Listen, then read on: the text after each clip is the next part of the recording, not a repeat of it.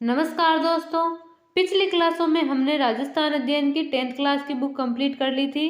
आज से हम शुरू करने जा रहे हैं 9th क्लास की राजस्थान अध्ययन की बुक, जिसे हम वीडियो एग्जाम से पहले कंप्लीट कर लेंगे। इसका पहला चैप्टर है 1857 की क्रांति। तो चलिए शुरू करते हैं। 1857 की क्रांति। 1707 में औरंगजेब की मृत्यु के पश्चात मुगल साम्राज्य पतन की ओर चला गया था, जिसे मराठाओं ने एक अवसर की तरह देखा। मराठों ने दक्षिण में प्रभुत्व स्थापित करने के पश्चात मालवा और गुजरात पर भी अपना प्रभुत्व स्थापित किया। इसके बाद मराठों ने राजस्थान की ओर रुख किया। राजस्थान से मंदसौर के निकट मेवाड़ी क्षेत्र से मराठों ने प्रथम बार धन एकत्र 1711 में किया। उदयपुर के महाराणा संग्राम सिंह, जयपुर के जय सिंह और मुगल बादशाह मोहम्मद शाह ने इस घटना से चिंतित होकर इस पर विचार विमर्श किया। 1724 के बाद राजस्थान में मराठों के आक्रमण में तेजी आई थी। सर्वप्रथम बूंदी के उत्तराधिकार संघर्ष में इन्हें हस्तक्षेप करने का मौका मिला।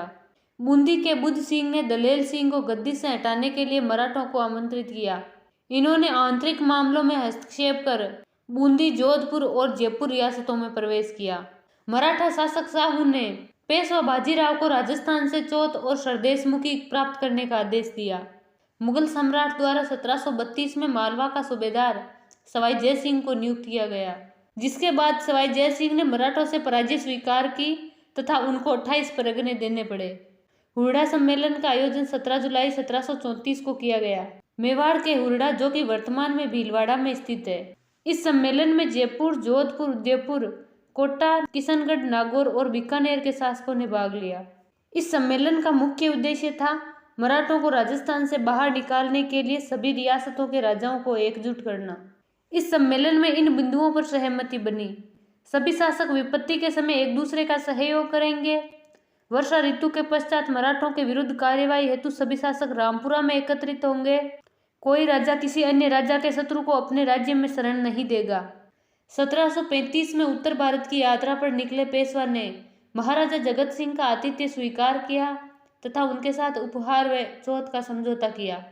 1738 में मुगल सम्राट की ओर से निजाम ने मराठों के साथ संधि की, जिसके तहत मराठों को मालवा की सूबेदारी और 50 लाख रुपए प्राप्त हुए थे। इस संधि को दुरहासराय संधि कहा जाता है। मराठों ने सोजत, रायपुर और जैतारण परगनों से चौथ वसूलना 1742 में प्रारंभ किया।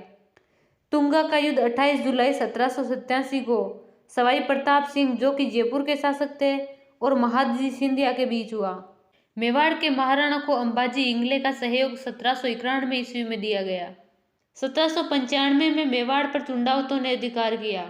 1802 में नाथद्वारा पर अमीर का पिंडारी ने अपना अधिकार कर लिया था। राजस्थान के शासकों ने मराठों के बढ़ते आतंक से मुक्ति पाने के लिए अंग्रेजों से मित्रता करने का प्रयास किया था। 1803 ईस्वी में मेवाड़ के शासक ने अंग्रेजों से संधि करने का सफल प्रयास किया।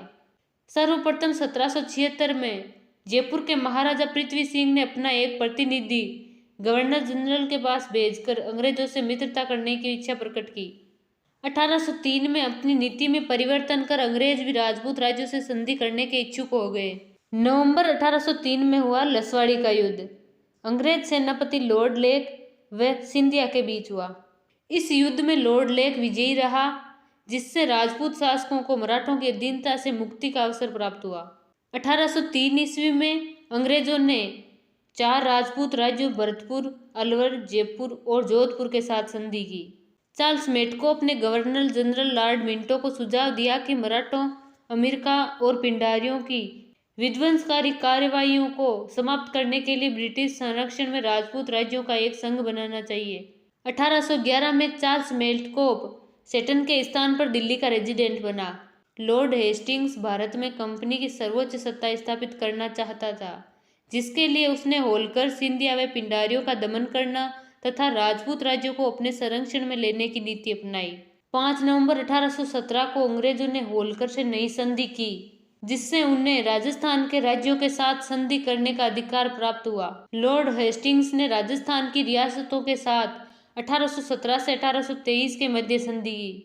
इसने 1817 में करौली, कोटा, बीकानेर, उदयपुर, किशनगढ़, जयपुर और जैसलमेर रियासतों के साथ संधि की।